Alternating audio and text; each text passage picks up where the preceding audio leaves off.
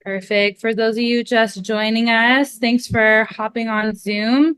We're happy that you're here. If you want to share your name, pronouns, and why you're joining the webinar tonight, go ahead and throw that in the chat. We're going to get ready to get started in a couple of seconds. Just want to give the rest of our community the opportunity to join in and not miss anything.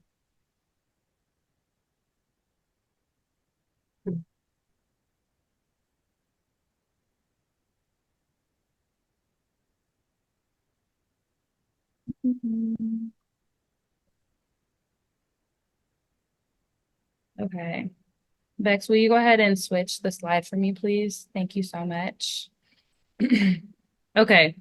Disclaimer, everyone, we're recording the webinar, so show up in whatever way feels comfortable for you. So if that means to have your Zoom on, your Zoom camera on, if that means to ask questions in the chat or whatever, do whatever feels comfortable for you. But if you don't want to do those things, like have your camera on, that's totally fine. I'm not going to require that of anyone. Okay, will you click next? Thank you. Okay, hi everyone. Welcome to Ceasefire and Beyond, what's happening in Palestine/Israel and its impact, the Q&A webinar. My name is Union Carter. I use she, her pronouns. I'm the community organizer for the Peace and Justice Action League of Spokane. Facilitating our PowerPoint, we have Bex, who's our digital organizer. Bex, if you want to give a wave, that'd be cool. Thank you for managing Zoom screen sharing, because I totally hate doing that. Yeah, thank you for all of you wanting to learn more, wanting to lean into these conversations. I really appreciate your presence here tonight. I'm going to go over some quick community guidelines and framing space, and we'll look at kind of what our agenda is going to be for tonight. And then we'll get into the nitty gritty of it, the Q&A. So we will keep clicking. Okay. Tonight's speakers, I'd like to introduce Sabrene Odeh, who is a Palestinian activist and co-founder of Baladna, which is a Palestinian advocacy organization based out of Seattle, but she's been doing work statewide and work to advocate for a ceasefire for this entire time that we've really been leaning in. She's been doing it longer than a lot of other people have been leaning in, so a lot of appreciation to her. And then Alice Rothchild, who is a Jewish activist, author, and a part of the JVP Health Advisory Council. And I'll read their bios right now.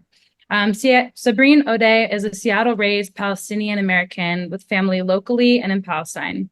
As a daughter of Palestinian refugee parents who have been longtime activists in the community, Sabrene started her advocacy at a young age and continues this lifetime struggle. She graduated from the University of Washington, Bothell with a bachelor's in society ethics and human behavior, with a minor in human rights and a master's in cultural studies, and is currently working as an advocate for survivors of human trafficking. In addition, she started Baladna, a new Palestinian-led organization seeking to unify and advocate for the Palestinian community in Washington state.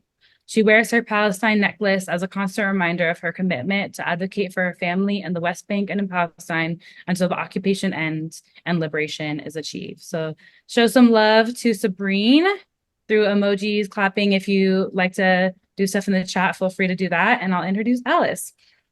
Alice Rothchild is a physician, author, and filmmaker who practiced OBGYN for almost 40 years. Until her retirement, she served as an assistant professor of obstetrician and gynecology at Harvard Medical School and as a fellow in the American College of Obstetrics and Gynecology. She writes and lectures widely and is the author of books including Broken Promises, Broken Dreams, Stories of Jewish and Palestinian Trauma and Resilience, and Conditional Critical Life and Death in Israel/Palestine.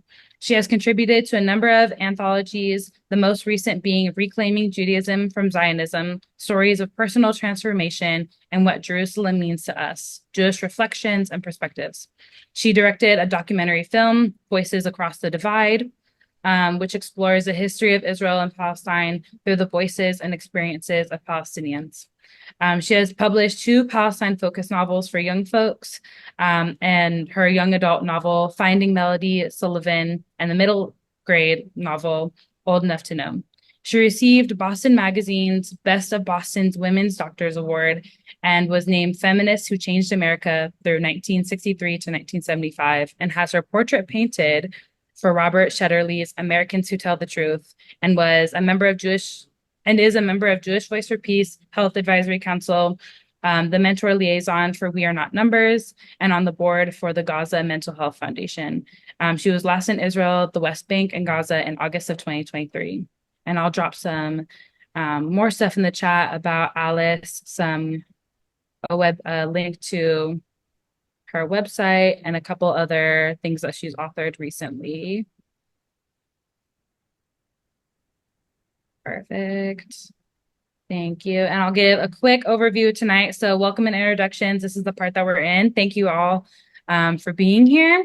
I'm going to do a quick land acknowledgement, and then we're going to get right into the Q&A session. We'll take a couple of live questions. I know that not everyone had the opportunity to submit questions, or if you couldn't think of one as you're registering quickly, that's totally fine. But I want to make sure that we give space to the people who did submit questions and stuff like that. And then we're going to take some quick actions, and then we're going to close and thank you. Our time together is probably going to go by really quick. So I encourage you to lean in and listen, but also continue to let your mind kind of think about the stuff that we're talking about. And so, yeah, will you keep clicking, Bex? Okay, the land acknowledgement. Thank you. Okay. We want to begin by respectfully acknowledging that we are on the unceded and stolen Indigenous land.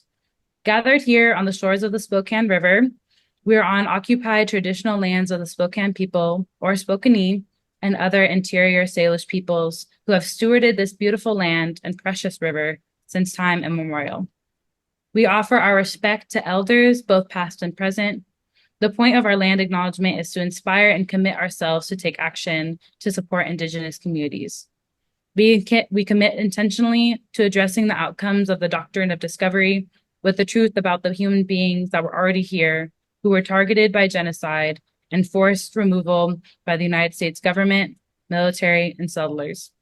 We honor and lift up Indigenous people who continue to resist the impacts of ongoing colonization and to sustain their culture, language, and people. We know that it is insufficient to simply acknowledge the land that we occupy. We commit to centering the voices, leadership, and solutions of Indigenous people in our communities and around the world. My goal is that everyone here will take at least one specific action to enact our shared values. We encourage you to give financial support to Indigenous-led organizations here in the land of the interior Salish people, and to support the amazing and essential work of the Salish School of Spokane, Urban Native Youth Organization, and Yo-Yo Spokanee. These are just 3 organizations within our Spokane community that do great work. There's plenty in Washington State, plenty across the nation. I encourage you to continue educating yourselves about the history of Indigenous communities, specifically the ones of land that you stayed on. And to these organizations, you can give once, give twice, sign up for their recurring donation. But we call on each other to integrate the essential voices of Indigenous people in our lives all year long. Our words are only as meaningful as our actions. And I'll drop, for the 3 organizations that I just mentioned, I'll drop their links in the chat. I would highly recommend that you check it out. All 3 of them are doing really amazing work here in Spokane, and are very committed to serving Indigenous communities, but also when we serve our own community, we know that that reverberates out and serves our larger community as well. Thank you, Bex. Okay, I'm going to go over some quick values and community agreements. These can be found on the PJALS website if you go to pjals.org/values. But I'm going to read through these, and I want these to be something that everyone keeps in mind as we embark on this educational dialogue. So number 1, respect. We strive to make brave and welcoming space for all so that we can take action on our shared goals. Anti-oppression. No oppressive statements. If oppressive behaviors or statements are made, we name, address, own, and learn. Support. We support each other by sharing the air during discussions, speaking from our own experiences and perspectives, and learning from differences. Curiosity. We aim to be curious, challenge assumptions, and work from sound and current data. Awareness. We try to be aware of our choices and make them consciously, not reactively. Learning and improving. We evaluate together so we can learn from our experiences. Focus. We limit distractions and sidebars in meetings or workshops to create unified conversation. And clear agreements. We make clear agreements about roles, timeframes, actions, tasks, and relationship behaviors. We may also make new agreements as needed. So if we're going to agree to these community values, feel free to throw like a little thumbs up emoji or heart emoji, however you want to react. And I really appreciate all of you coming, and I appreciate in advance you leaning in and listening. I know I'm guilty of Zoom multitasking, but I really encourage you to try to limit distractions as much as possible, and really listen to what Sabrene and Alice have come to share today, and also listen to the questions that your community members ask. I think that that's really important too. Okay, you can click, Bex. Thank you. I want to do a couple things to frame our space. Some of these might seem repetitive from the community agreements I just shared. That's totally fine. To reiterate it twice just means that it's really important. So stay open and curious and notice what feels hard. What you're feeling in your body. Maybe if you feel tense or if you're sweating or you feel like you need to stand up and shake it out, feel free to do and move as you need to. Practice the pause. Make sure to check in with your body. Notice fear, defensiveness, or desire to defend or deflect. Listen without judgment and reflect. Recognize multiplicity and challenge binary thinking. Things like either or, good or evil, all right or all wrong. A lot of times we fall somewhere in the beginning, in the middle of what we create this binary. Not everything falls into binary. And also something that I'd add on to that is be willing to accept like two truths that seem contradictory. Often we live in a contradictory society. And this isn't just a blanket statement for all, but sometimes it's hard to hold two things that seem to be true, but seem to be conflicting with each other. Recognize and reflect on how your social and hierarchical positionalities inform your perspectives and reactions. Differentiate from when you are uncomfortable or feel your control being challenged and when you are truly unsafe and threatened. Expect and accept non-closure, especially the formulation of this webinar. It's a Q&A. As many questions as we can get to will be answered, but also understand that you may be left with questions. And I encourage you to stay curious and seek those things out, seek out answers to your questions. But there might be some things that are left unsaid or unanswered today. And so be prepared to accept that and also still lean into the things that we do have the opportunity to talk about. And honor confidentiality and practice consent.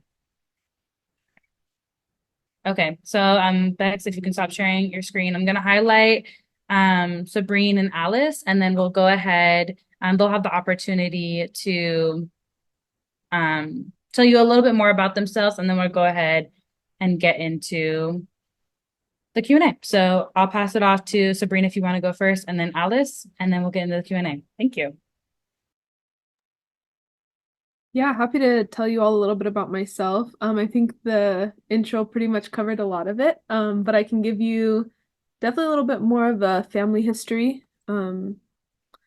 because you can't know a Palestinian without knowing their whole family history and their lineage and all of that.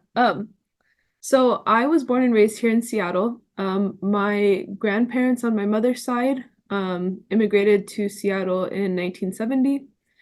My father came in 1989, I believe.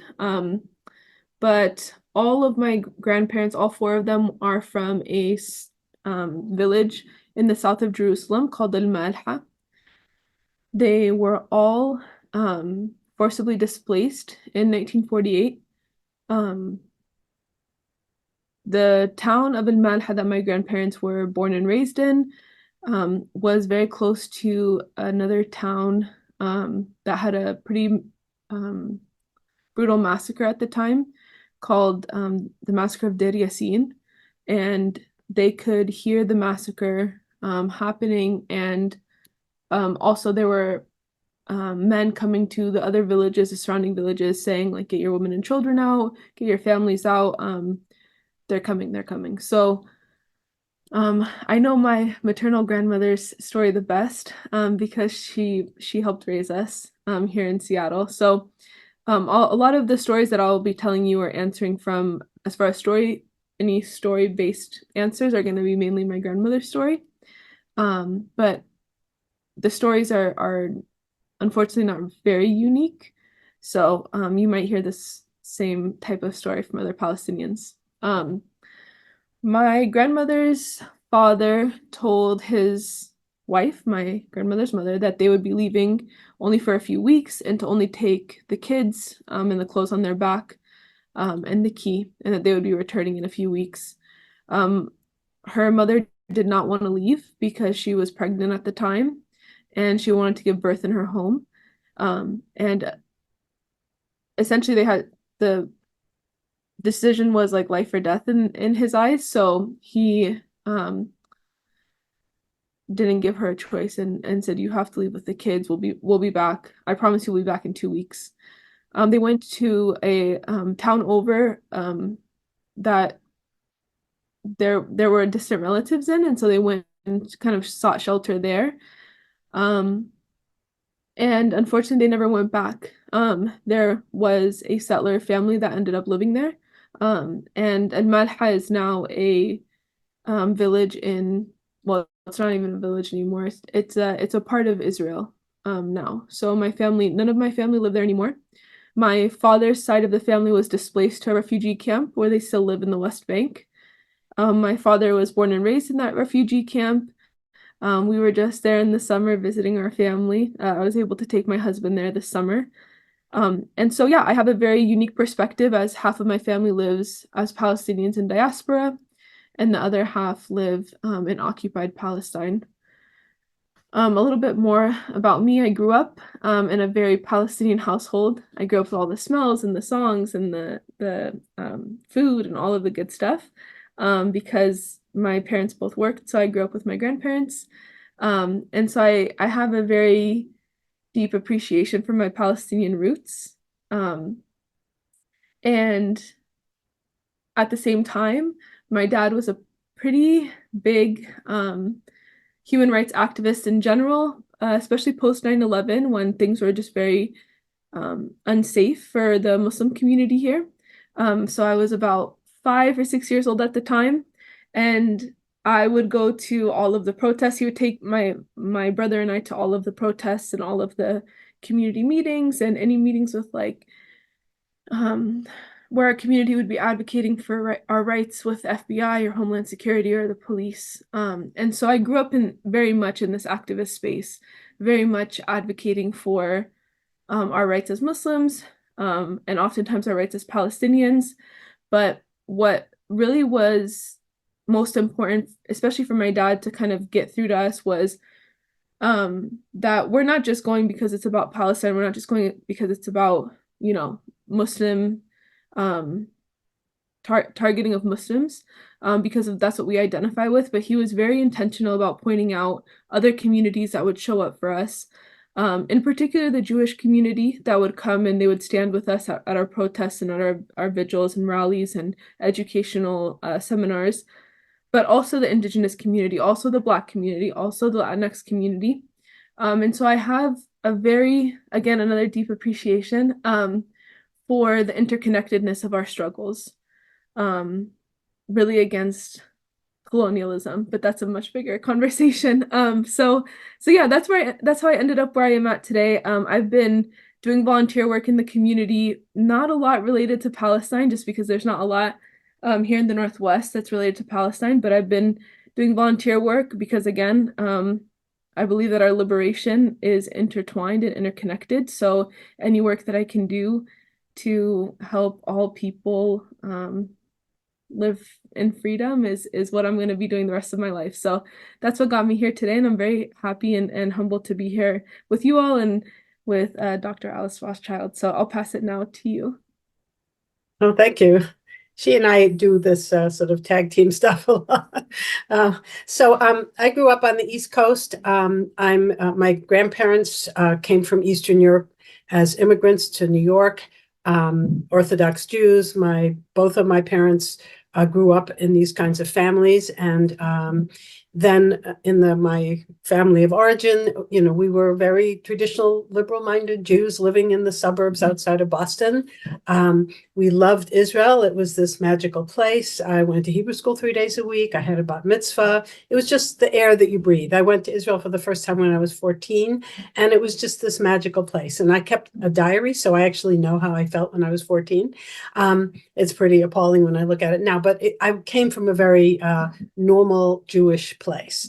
I'm also old enough to be a child of the 60s. So I went to college and medical school in the 60s and 70s, and basically got much more political, much more aware of things like colonialism and imperialism and racism and all the things that are never discussed in Hebrew school.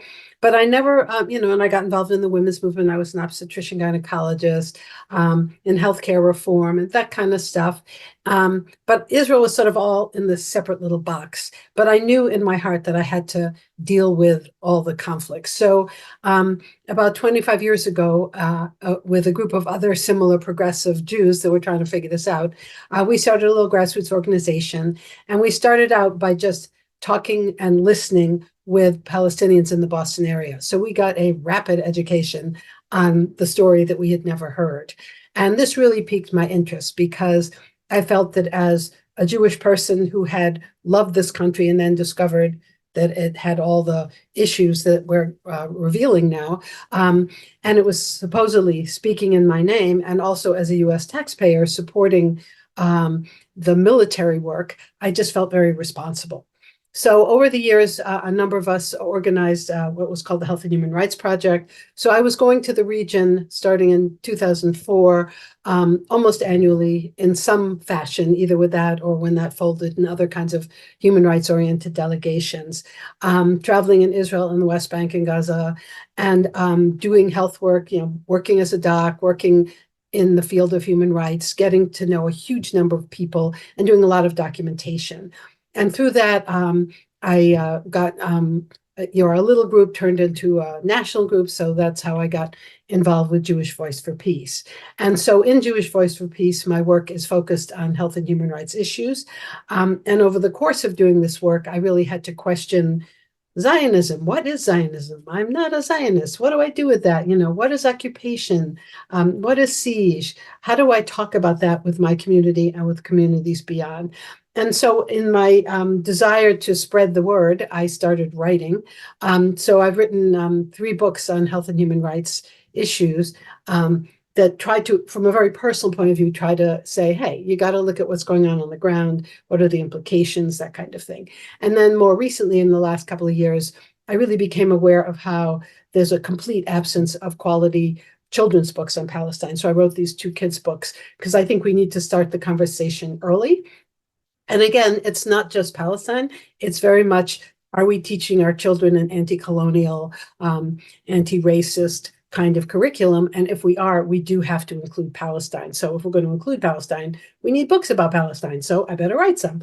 So that's what I did. And the documentary film came out of talking to lots of Palestinians planning to write another book and discovering that there were so many people that had phenomenal, powerful stories that really brought the history home, that a lot of things happened, and this cameraman followed me around with the interviews, and then I put them together as the history of the region through their voices. So instead of saying, in 1948 there was a war, I have someone who was a kid in 1948 talking about what it was like when the soldiers came in and beat his father, that kind of stuff. So it makes it very real. And that's also available on Vimeo if anyone wants to see it, Voices Across the Divide. So, and now that I'm, quote, retired or refurbished or whatever this phase of life is, I'm basically writing and being an activist full time.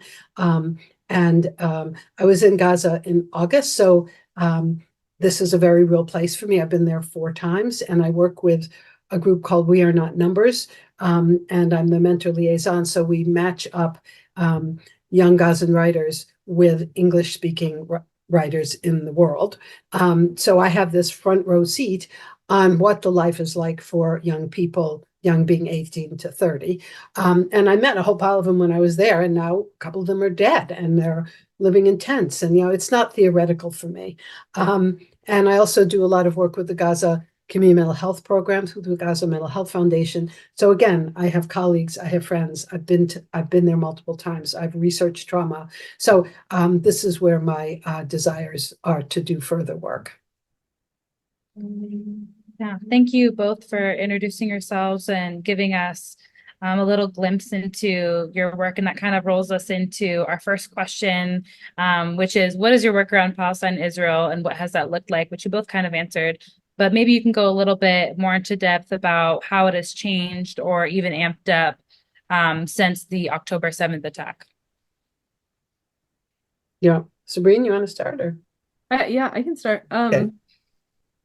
So like I said before, yeah, I wasn't really doing a whole lot about around Palestine. Of course, like I said, my dad was really active, and so a lot of the events that he would host, whether they were at community like places of worship or community centers or whatever that looked like for him, I would tag along, I would help out. I would sometimes speak, but very much it was either in my dad's shadow or I was just very active in other places in the community. Not necessarily because there wasn't a need for it, but because it wasn't as available. I knew very well that a lot of the densely populated Palestinian communities, like you'll find them in Dearborn or places in the East Coast, have a lot of organizations that are either, led by Palestinians or they tried to work with getting more resources for Palestine and kind of centering Palestinian voices. It's just more of a lack of opportunity here to do that. And so I just figured, well, let me just get into working with refugees and immigrants, and hopefully I can find. I'm not leaving the Northwest, fortunately and unfortunately, for a lot of reasons. But yeah, this is home base for me. So let me figure out where I can get into the nonprofit sector and really just do the good work that I really want to do. So hopefully one day I can, serve my community as well. I think, in the days after October 7th, well, on October 8th, I was at a protest with my family, and it was the first time that I had seen. I couldn't even tell you how many hundreds of protests I've been to. I've been going to protests since I was like 4. So you can imagine, I've been at so many, and they've always been pretty peaceful. There's been little spats here and there. Somebody may have gotten spit on or coffee. I've seen coffee thrown before, but nothing like I saw on October 8th. In Kirkland, Washington, we got attacked by a group of pro-Israeli protesters. And it was pretty violent. It was I watched my dad get knocked to the ground and get assaulted. I watched my stepmom get assaulted. My 14-year-old sister was there. So if what happened on October 7th and what I knew was coming after October 7th, if that didn't spring me into action, the October 8th protest definitely kind of reshifted my focus back to advocating for the Palestinian community. So I didn't really know exactly what that looked like. But as the days kind of went on and things just kind of escalated more and more in Gaza, I was just seeing so many people that either weren't Palestinian or maybe they were Palestinian, but they're very new in the activist space, new and in movement spaces in general, speaking up in ways that I felt either were from a place of emotion, which was very, made a lot of sense, or, Palestinian voices were there, but they weren't really centered. And I saw also a lot of effort in trying to center Palestinian voices, but we as a community aren't very unified here in the Northwest. So all of that to say, I figured, you know what, there are people that are really trying to do good things for Palestine. Let me figure out a way to center Palestinian voices, center all of the different efforts that are happening around Palestine, and amplify those whatever way I can. So that's kind of where the idea of Baladna came about. There's always been this desire in my family to create some type of Palestinian community center, somewhere where, you know, the generations that come can learn about Palestinian culture, can learn about, you know, even the little things, recipes or songs or stories. Because living in diaspora, you don't have that same connection in the way that I got it with my grandmother and my grandfather, where they could pass down their stories and traditions and all of that.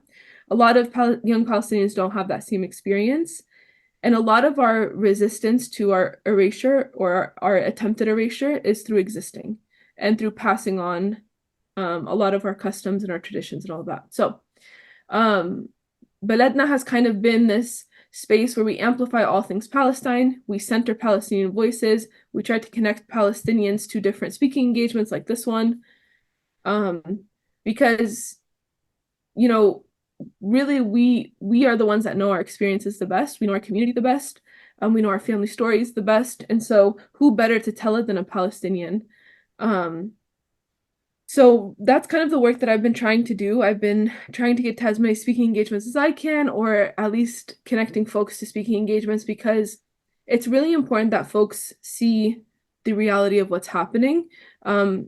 We know in Western media, or at least I hope we all know in Western media, that we get really skewed versions of what is claimed to be reality. And so kind of that course correcting from the directly impacted community is really where my passion lies.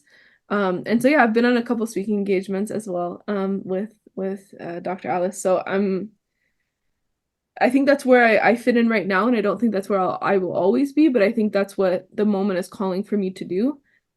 And so yeah, as the dozens of JVP actions I've been to and the protests and all of that, in addition to that, that's kind of where I've found my place in the last few months.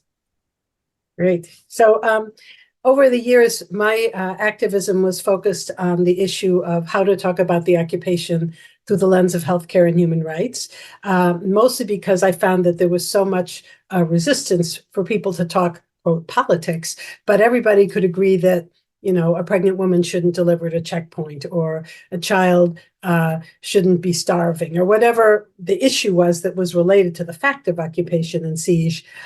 You could slink in the conversation by talking about that kid or that woman or that mental health problem, and then raise the issues of, well, why is it that way? So I was sort of plodding along doing that, writing my stuff, giving talks, and then COVID hit.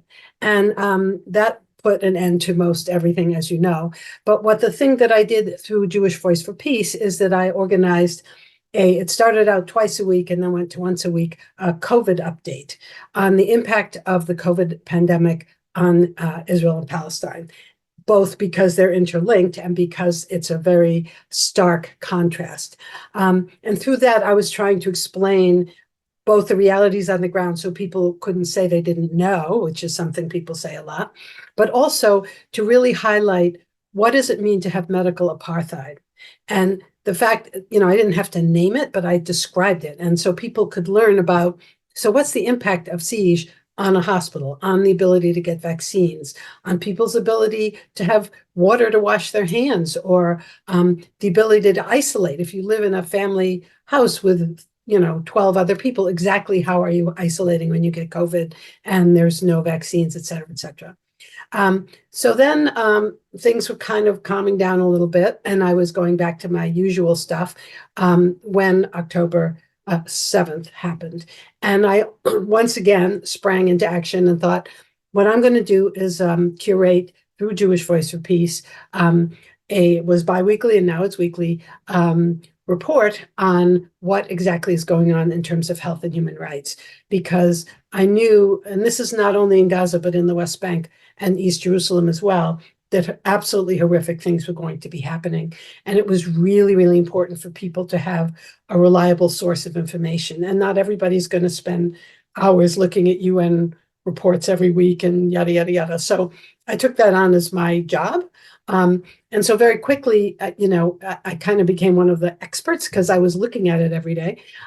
So then I was doing lots of webinars and panels. And actually, I physically left my home a couple of weeks ago and went to the Muslim Mental Health Conference in Stanford University. So it's opened up this whole opportunity, particularly now that we have Zoom, to talk to people literally all over the world, saying, this is what the reports are. This is what my colleagues are saying. This is what the UN is saying. This is what B'Tselem is saying. Let's look at what this means, et cetera, et cetera. So that's kind of my focus right now. I'm sort of basically full-time doing that.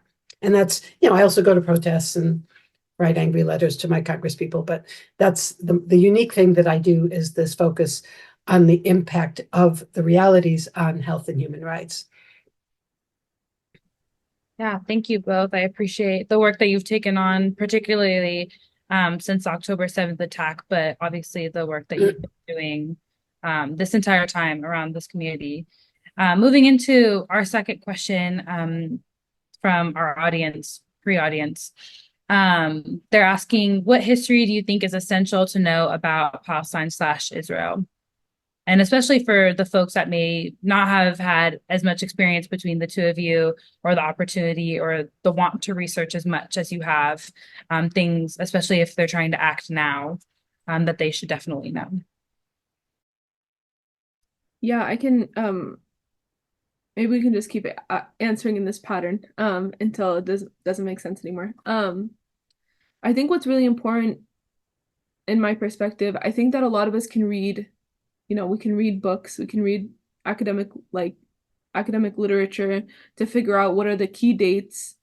We can have unbiased perspectives as well. We can read from Palestinian authors.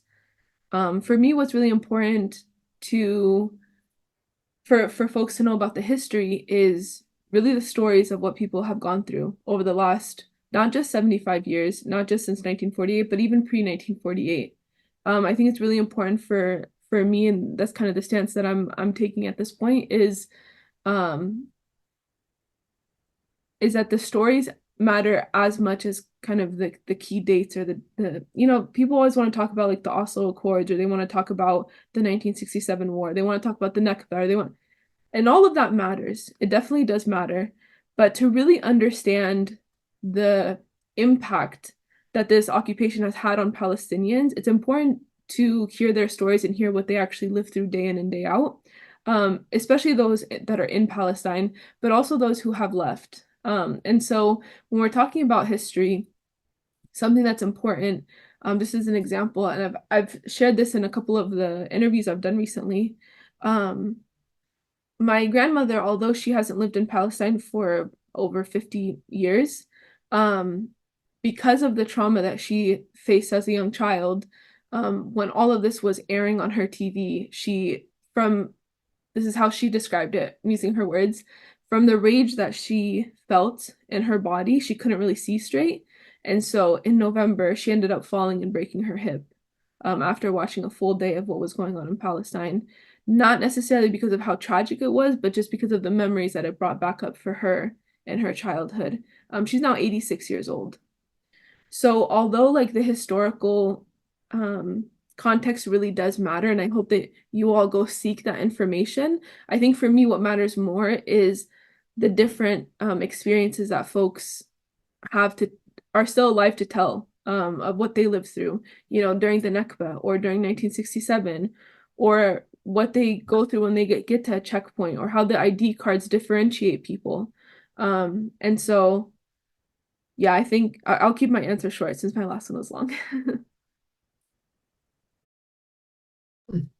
So I think in terms of history, we know that every country has its founding mythology. I mean, the US has its, glorified mythologies as well. And so I think the thing to remember is that in this country, the founding mythology for Israel is one of, a spunky little nation rising up after the ashes of the Holocaust. And, these evil Arabs with their anti-Semitic, hating them, and they had to fight to survive. And they have justice on their side. And because they were so deeply oppressed, by the Holocaust, they have a right to do this. And that mythology is the mythology that most people in the United States believe.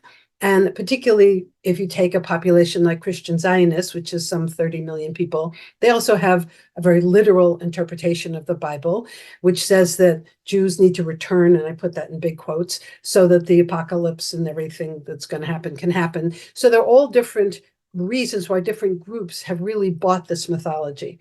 There was also a tremendous amount of guilt in the world about the fact that the Holocaust happened and countries did not rise up to stop it soon enough and did not allow people fleeing Eastern Europe to get out and go somewhere. So there's this sort of special bubble around the state of Israel, as if it can't be criticized because of the trauma of its history.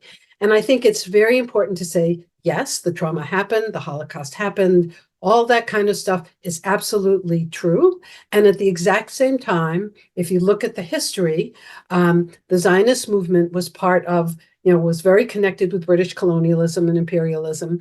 The British were very anti-Semitic and really wanted to get rid of their Jews and promised the same land to Jews and to Arabs in the historic Palestine.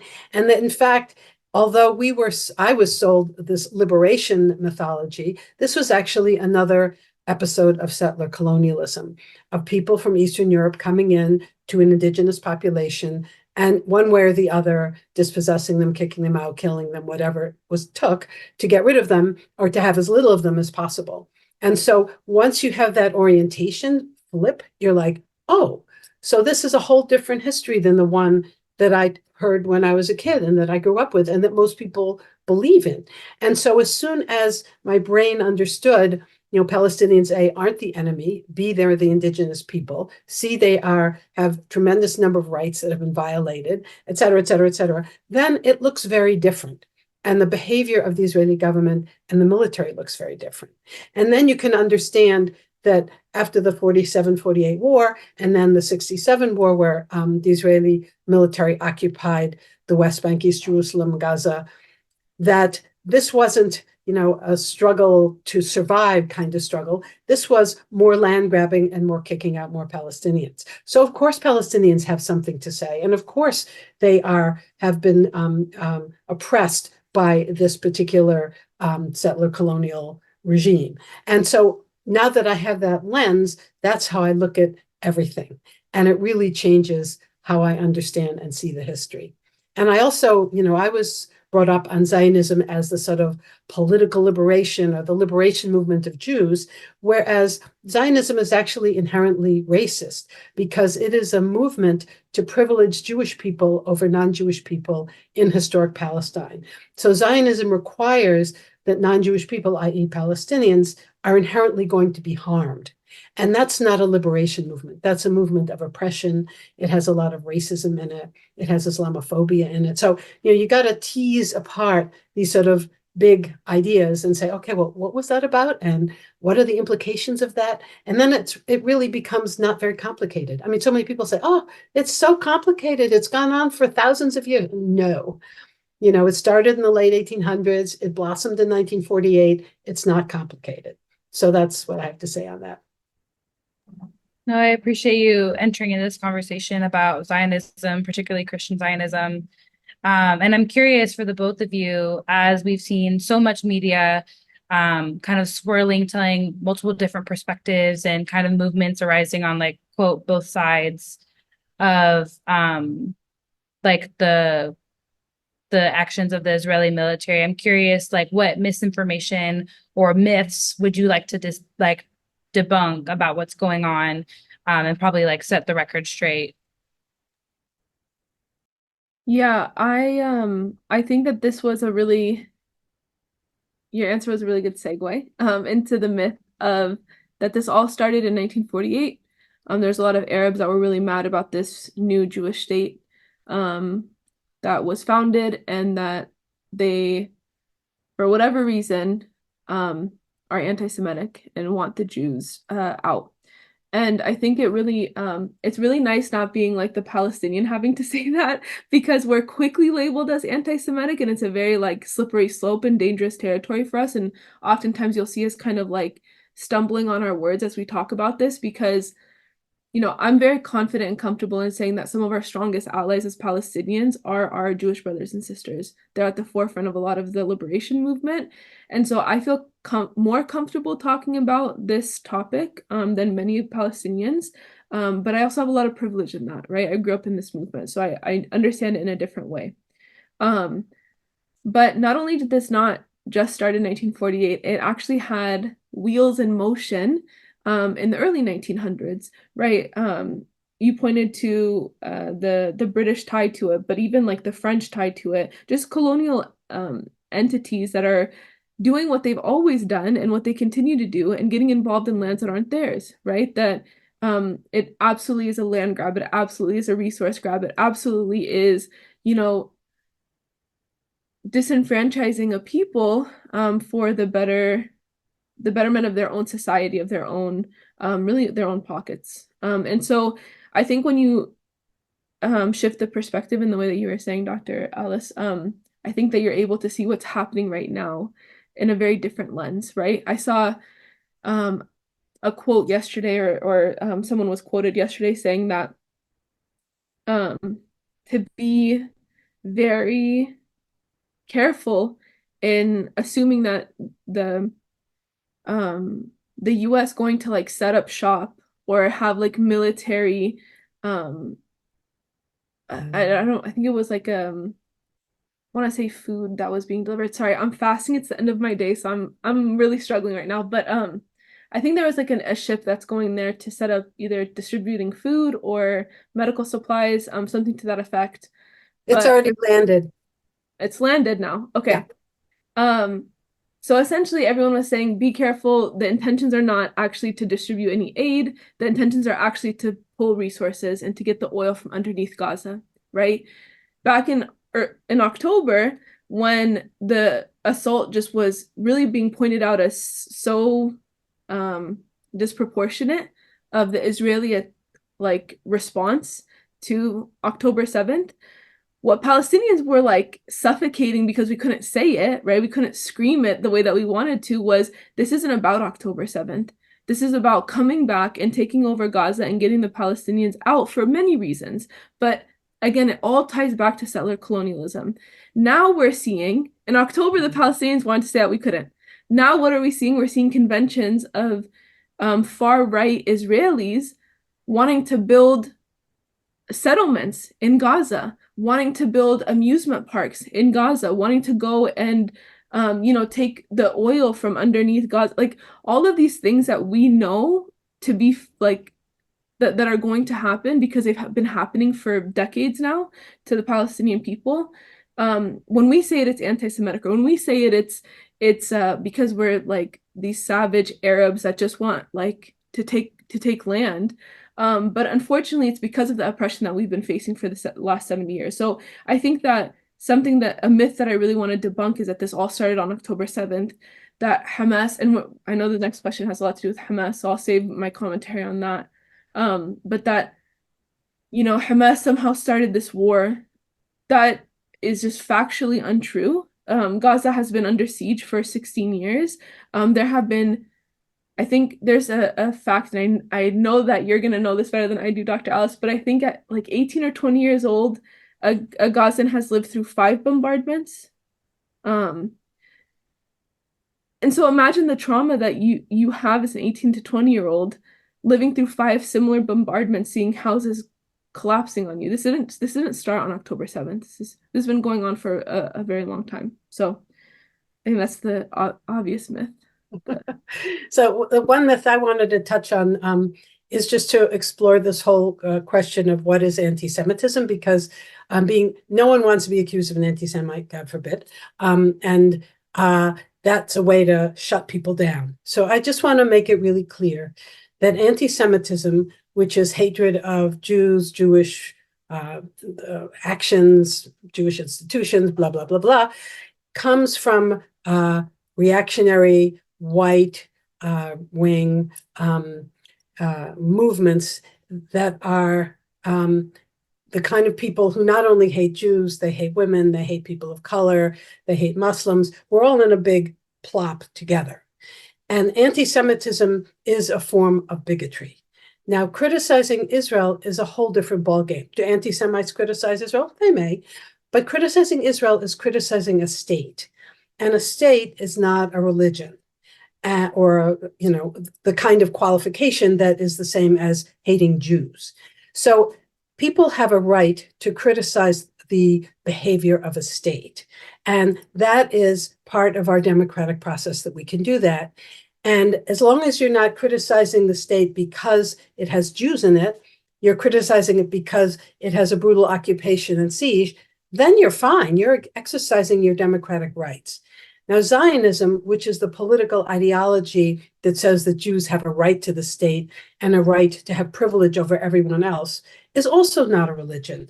It's an ideology. So criticizing Zionism, again, is not anti-Semitic. And it's very interesting. When I was just learning about all this stuff, I had this little argument with this big guy in the Jewish community. He said, "You don't understand. Israel is the religion." So what's happened in the US is that as Jews have become less religious, the way to be a good Jew is to love Israel, right or wrong. And so that's part of why there's all this confusion when people criticize Israel. People say, "Oh, you're an anti-Semite," because Israel is the religion for many Jewish people. The other thing that's very confusing is that the leadership in Israel says, "We speak for the Jewish people," even though over half the Jewish people don't want to live there. So you have a country that says they're speaking for you when it's not speaking for you. And then, you criticize it and people say, "Well, you're anti-Semite." So it gets very muddled, but I think it's actually very clear. And it's also a form of bigotry to think that all Jews think the same. So if you think that all Jews love Israel, then that's an anti-Semitic comment because it's sort of washing everybody with the same stroke. And there's a huge diversity within the Jewish community. And what's happened is that the people who grew up with the Holocaust were very pro-Israel. They came from a place of trauma. Each generation has gotten to be a little more questioning. And now under 3540, the majority of Jews do not, right or wrong, support Israel no matter what, because they see the contradictions and because there's only so much you can hide before people understand. And you can't be a sort of liberal progressive community and say to your kids, "We love Black people and we love workers and we love women and we support justice, but don't look at what's going on in Israel." That's like an exception because, our trauma and our Holocaust and, oh my God, we're the victims. That's not working anymore. And I think the younger generation sees it. And I think that the mainstream Jewish communities are terrified of this because that's how they're going to lose their power if people don't buy into that particular myth. So I would like to add that to the conversation too. Sorry, I just wanted to add something to what you just said. I learned a term, and we're always learning.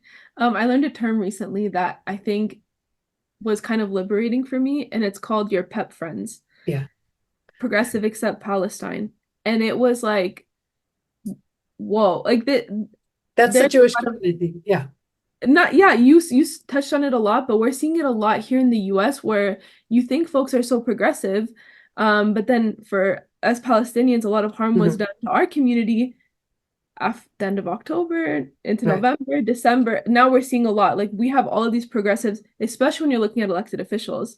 Oh, they're all progressive. They all want to talk about all of these human rights and immigrants' rights and reproductive rights. Except when it comes to Palestine, there's silence. So right. There's also another wonderful expression, POOP, P-O-O-P, progressive only on Palestine. And that's to remind us that we shouldn't do that either because the struggle with Palestine is not just Palestine. It's an anti-racist struggle. It's against police brutality. It's against militarism. It's support of indigenous people. So you have to you can't buy your little slice. You have to recognize the whole intersectional struggle and analysis. And I think it's much more powerful that way. And, we don't want Palestinians to be exceptional in their struggle, and we don't want Jews to be exceptional in their trauma. It's like we're all human beings. We're all trying to figure this out. We've all had trauma, but we really need to look at the power dynamics and all that kind of stuff. That the poop term, although I'm not going to probably label it that to my community, I've been having to do a lot of shaking up in the last few months because again, when you grow up knowing that our liberation is intertwined, our oppression is intertwined, and then you're coming in October to protest because you're Palestinian or you care about your Palestinian friends, well, let's bring that same energy to the Syrian community. Let's bring the same energy to the Afghani community, folks that are suffering right now in Congo and Sudan, right? There's so much that's happening, and I know it seems very overwhelming, but for those of us who are in this movement, who've been in this movement for so long, we really understand that these systems actually work to support each other They're and reinforce intermixed, each yeah. other. Yeah. Exactly.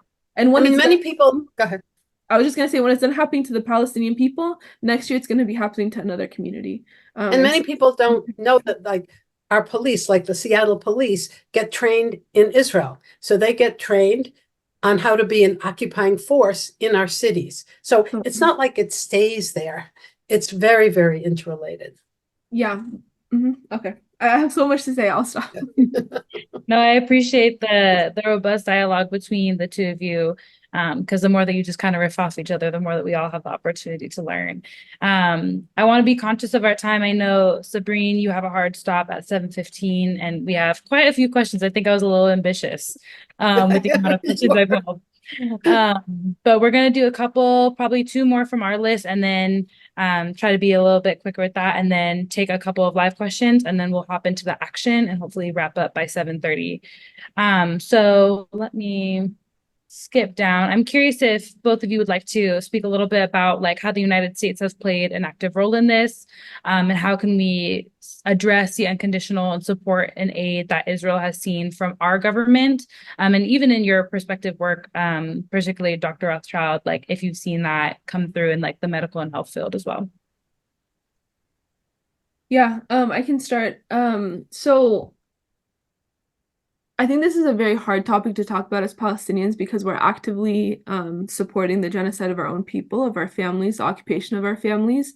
And so it feels very disheartening to go to work every day and to know that your tax dollars are going to fund the occupation of your people.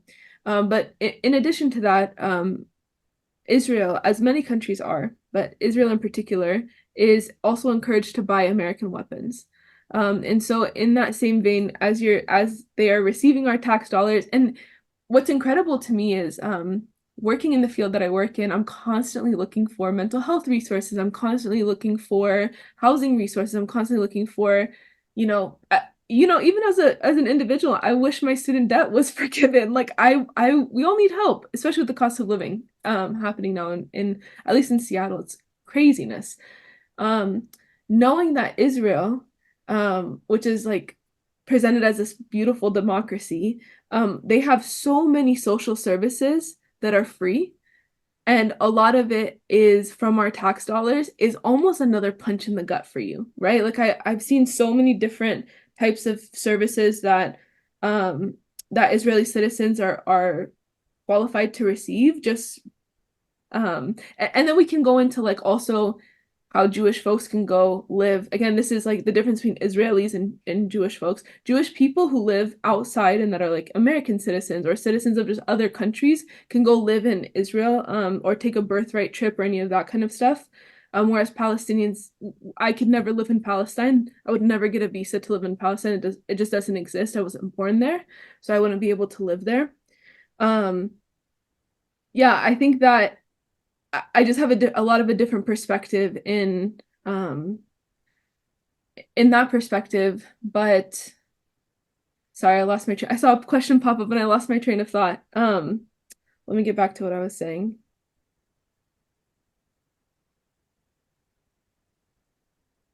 Do you want Yeah. me to jump in and you can read? No, sorry. I got confused on the question, but sorry, let me go back to our tax dollars.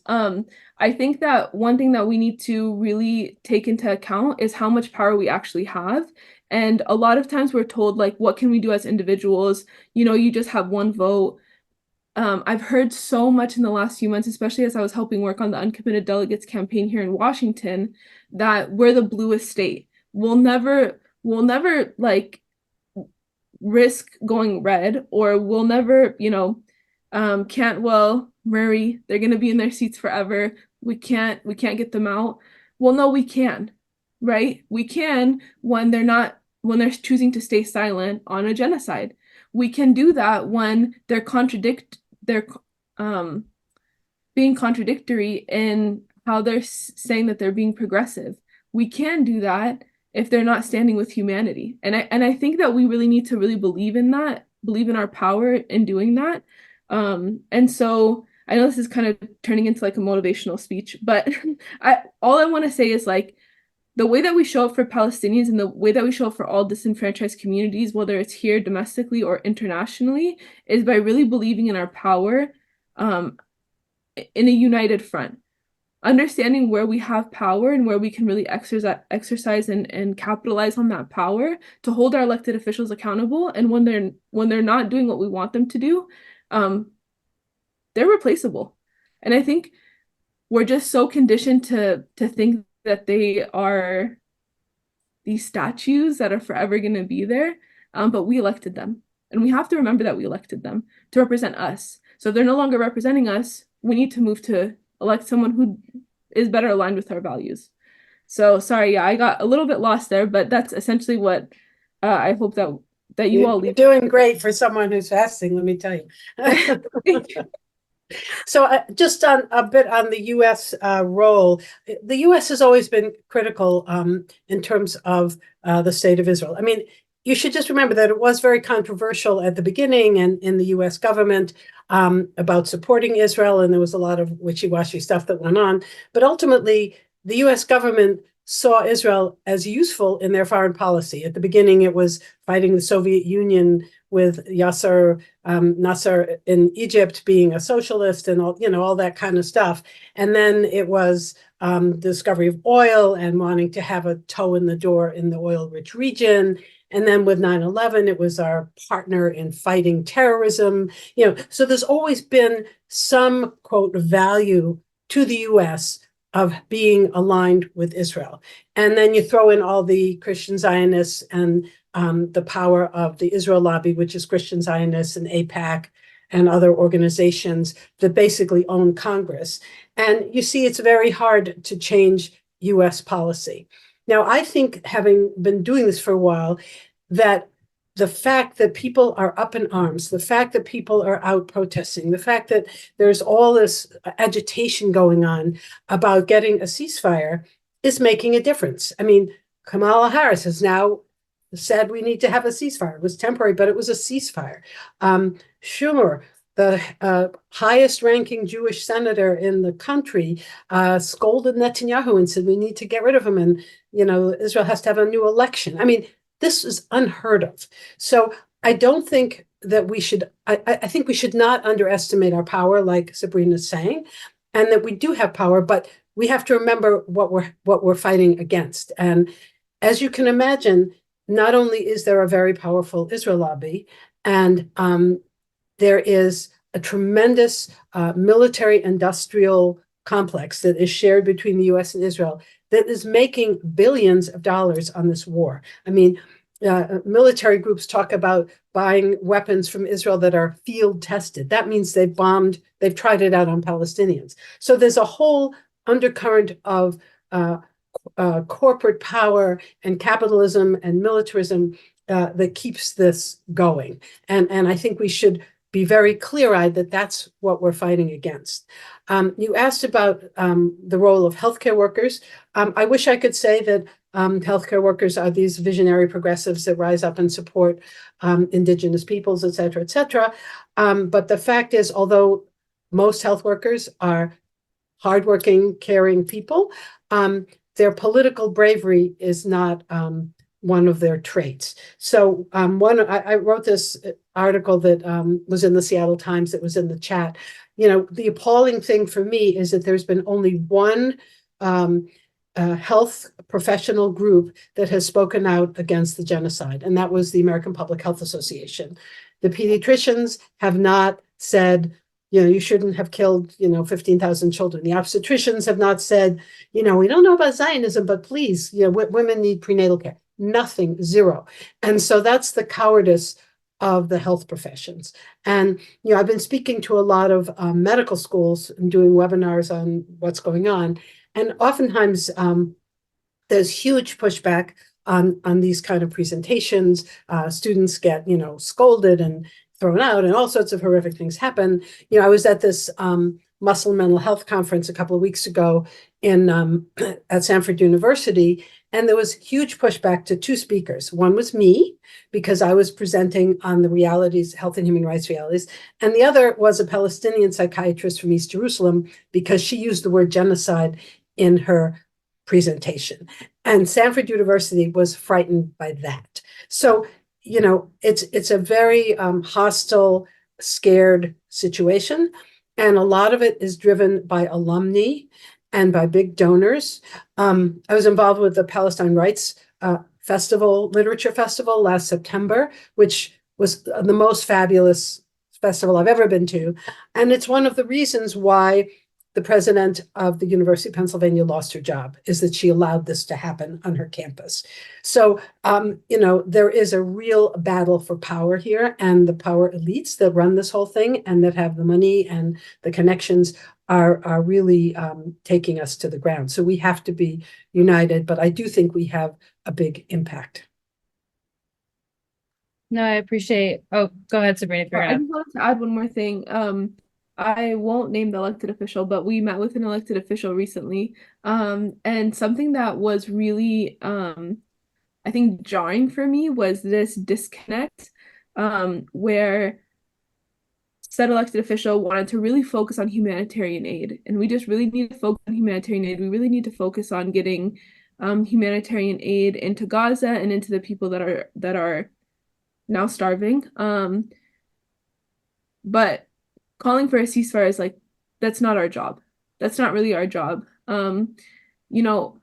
Literally quoting them, there are two parties represented that would be negotiating, and that is Hamas and that is Israel. And the US doesn't necessarily have a place other than being an adult at the table. And this is, an elected official that I just think that, again, going back to holding people accountable to kind of center humanity, what was really drawing for me was this idea that we should focus on humanitarian aid in as bombs are dropping. And as the aid is not being allowed in, bombs are dropping. Our bombs are dropping, exactly. And that's essentially what I told them. I said, you're talking about funneling aid in on this side while you're funneling your weapons in on this side, right? Like, it's, how do you not see that disconnect? And so I just think that we really need to just recenter in this idea that we can't just go around and have this savior mentality. We're going around to save the world. We're going around to rebuild. No, if you can, Western world, if you can stop bombing folks for a second, or if you can stop going in on your, conquests to all of these countries, they actually could build themselves. And arguably the Middle East was one of the most I don't want to say civilized, but it had a society, and it had a thriving society. And so we really need to look at like the way in which colonialism really works to tear down, and that savior complex comes in to hide all of the tearing down that happens from the West. So I just wanted to add that piece. No, I appreciate you adding that. Something I just put in the chat was talking about a speech that Senator Murray recently made on the congressional floor. And I think that our voices in Washington are working. The emails that we send, the phone calls that we make, the petitions we sign really do make a difference. I know, Sabrene, you're almost out of here, and I will let you break your fast. We have one more question, and then we'll move into the action part, and I'll let you go first, and then you can hop off. But one of the things that we talked about is ceasefire and beyond, what's happening and its impact, and particularly a lasting impact. And what do you, both of you from your experience, what do you believe the lasting impact would be if we don't call for a ceasefire, if we don't do something in this moment? What is the lasting impact if we don't call for a ceasefire? Yeah, like a ceasefire, or don't act in this moment to advocate for a ceasefire.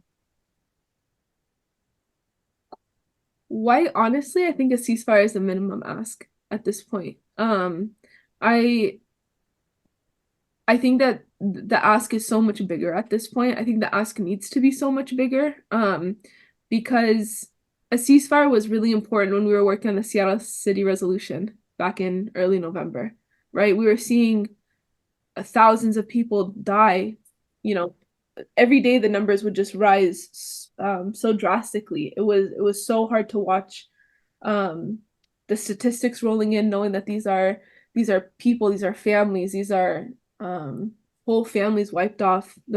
These family trees will never exist anymore after 2023, 2024. And so I think when people want to talk about a ceasefire, I think, yeah, like I guess we need to keep pushing the ceasefire because of the bombing and the assault just needs to stop. To give Palestinians like a second to breathe, a second to even like fast. Like that we talked about this a little bit earlier, but before the call, but how different Ramadan feels this time around, knowing that you can't complain. I cannot complain about how hungry I am without this huge pit in my stomach because I know that my, you know, my brothers and sisters back home are starving. They're eating grass. I saw a video of a grandmother the other day, and I don't know, I'm so close with my grandparents that the grandparents really hit me. But this grandmother the other day was sobbing because she was feeding her grandkids to break their fast herbs. I saw a family break fast on grass soup. I mean, I don't want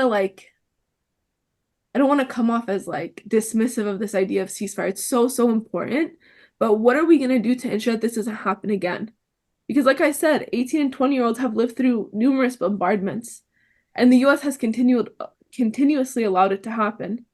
So what are we going to do, not only as US citizens? I think we have a huge responsibility as one of the strongest allies to Israel, right? But what are we going to do as humans to not allow this to happen again? I think that's the question that we really need to focus on. Like, yes, push for a ceasefire in the every time I do a speaking engagement, I'm like, hopefully there's a ceasefire today or tomorrow.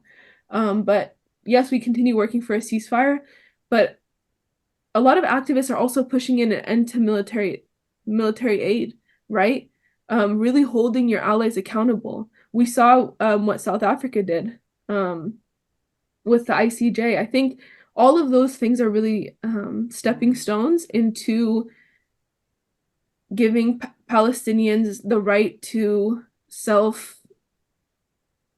just not even just self-govern, just live.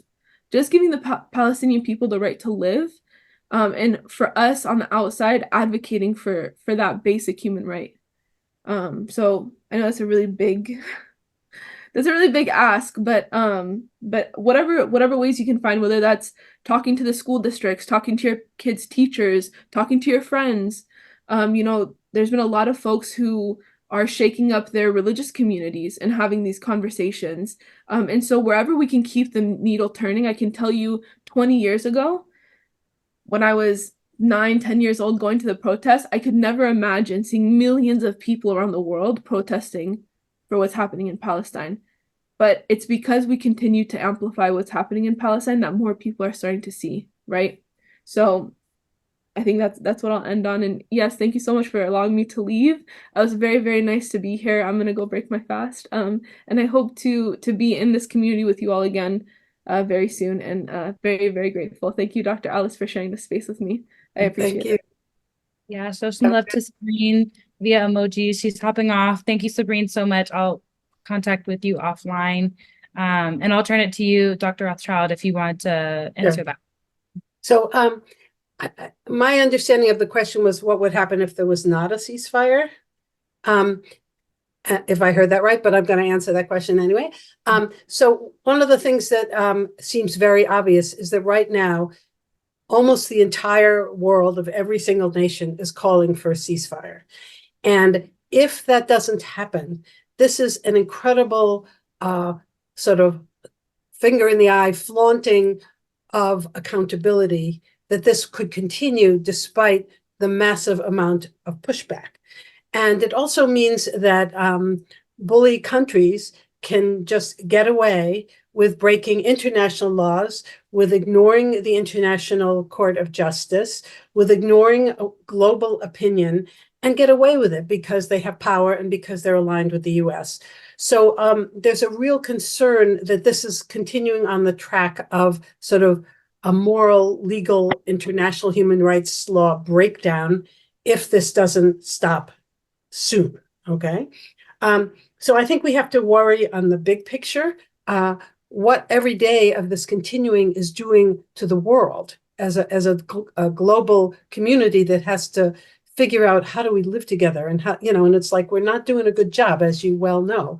And this is one of the big not doing good job places. In terms of what would happen in Gaza, there was actually a study done, I think it was in the London School of Economics and at Johns Hopkins, where they took all the data and they figured out, if there was a ceasefire and there was no epidemics and this ended tomorrow, how many extra people would die in the next 6 months? And it was about 6,000 extra people, because so many people are so ill. They will get infections. It'll be really hard to get the aid in, blah, blah, blah, blah, blah. And then they took it out like, well, if there is not a ceasefire and there is an epidemic, they took all the different best case, worst case scenarios. And the worst case scenario was no ceasefire, epidemic, and fighting gets worse. There was an excess of 85,000 deaths in the next 6 months. So what we know is that if this ceasefire does not come this evening, that the volume of human suffering is just skyrocketing. And it's now being estimated that more people are going to die from infectious disease than from injuries. This is unconscionable. And so I think that we need to keep this in our brains, that we have to do everything possible to make a ceasefire happen, and then to address the root causes, to bring in the humanitarian aid, all the things that have to happen, because people are dying. And the thing that's really different about this genocide is it's being live streamed. There have been multiple genocides all over the world and also in this region, severe levels of killing and trauma. But this is one where every single hour we can know what's going on. So social media, the internet, the rising power of the Palestinian community has totally changed how we see this. And so it's in our faces. And so are we going to let sort of the world get away with this? Are we going to let all of these people who are innocent civilians die and suffer and be traumatized? I mean, this is on us. And as we keep saying, the US is sending billions and billions and billions of dollars of weaponry and money to buy weapons to kill these people. And so we can't, dropping a couple of pallets of food, sometimes falling on top of people and killing them, is not the way to feed people. You feed people by stopping the war and getting the aid in, and then addressing why this happened in the first place. So I think that it has very, very big implications for the place, for Gaza, but it also has huge implications for us as a global community that's trying to figure out how to live together. Yeah. No, I really appreciate everything that you've said, everything that Sabrene shared before she had to hop off. I think that this has just been so incredibly powerful and enlightening, even to other people who do this work, just to be in space and have the opportunity to hear you speak, hear Sabrene speak, Dr. Rothchild. I really appreciate it. If we want to show some love to Dr. Rothchild and Sabrene via emojis, via stuff in the chat. But we are coming to our time and end to our time together. So Dr. Rothchild, I'll take you off the spotlight if I can figure out how to work. Oh my God, Zoom will be my downfall. We're all learning how to do Zoom. Yeah, I'm still learning 4 years later how to use Zoom. But I want to offer the opportunity for us, after hearing from Dr. Rothchild, after hearing from Sabrene, to take some action together. One of the pillars of the work that we do here at the Peace and Justice Action League is education for action. It's so important to be informed, but it's even more important to be informed and act. And so I just dropped some links in the chat. We have a place on our website to get the contact information for our congressional representatives. The very first link, for some reason, it's not highlighted in the chat for whatever reason. But the pjobs.org/ceasefire petition, that's something that we've personally been pushing and have dropped off over 250 signatures. I think when I checked this morning, we're at 380 something for our petition, but exactly what Sabrene said, it's more than just a ceasefire. Thank you, Bex, for dropping the right link. It's more than just a ceasefire. It's also ensuring the protection of civilians and their access to humanitarian aid, an exchange of hostages and prisoners, an end to U.S. military aid to Israel and U.S. military action in that region, and an end to Israel's blockade in Gaza. And it's so important for us to take action together as a community, to know that Spokane is united, united to see the liberation of our Palestinian community in Gaza, to see to combat Islamophobia that we see, antisemitism that we see, because like Sabrene and Dr. Rothchild mentioned multiple times, our liberation really is interconnected, that it's never just a struggle for one group or one person or about one issue. It's really to liberate us all. And so I implore you right now to click on those links. They're really quick. That's the beauty of technology today. You can send 50 emails with the click of a button and putting in your name and address in some boxes. But I appreciate you all coming tonight. I'm here till 7:30 if you want to stay on and do some actions, even emailing or calling our federal legislators. I know that I shared something about Senator Murray, but Senator Cantwell isn't with us. Representative McMorris Rogers, we still have pressure to be applied to the people who are supposed to represent our interests on the federal level. And so I will stay on. Feel free to throw extra words in the chat. If you have more things to say to Dr. Rothschild, you can check out her website and the other work that she's been doing. And I implore you to look up Baladna and learn more about the organization that Sabrene co-founded and everything. But I just want to say thank you so much to all of you for joining us tonight. It feels great to, I mean, I guess we're not standing, but Zooming in solidarity together and wanting to take action and wanting to take informed action on top of that. Yes, Quinna, we're recording the webinar right now. Sorry to call you out by name, but we're recording the webinar right now. And as long as Zoom cooperates with me, we'll have a recording and we'll probably post it on our website, and you'll see probably via email when that's ready on our website. So I appreciate you wanting to share that. And yeah, if one thing that you take away is just continue to talk about what's going on in Gaza. When we stay silent, that's a real betrayal to the people experiencing those bombings, but just about any issue, it's really a betrayal to not say anything, to not stand in solidarity with the other folks that are experiencing oppression. So yeah, that's the end of my spiel. I really appreciate you, truly, all of you coming tonight, and feel free to throw some emojis in the chat. I'm a big emoji person, if you haven't already seen, but throw some emojis to your fellow Spokane community members for showing up tonight. I think that it's really important and supporting the other actions that we see in our Spokane community. I know there's some other folks on this call who have been doing the hard work of planning additional rallies for our Spokane community to engage in, have been doing other actions and stuff like that. So I'm really encouraging you to continue to lean in about the work that we're doing here in Spokane.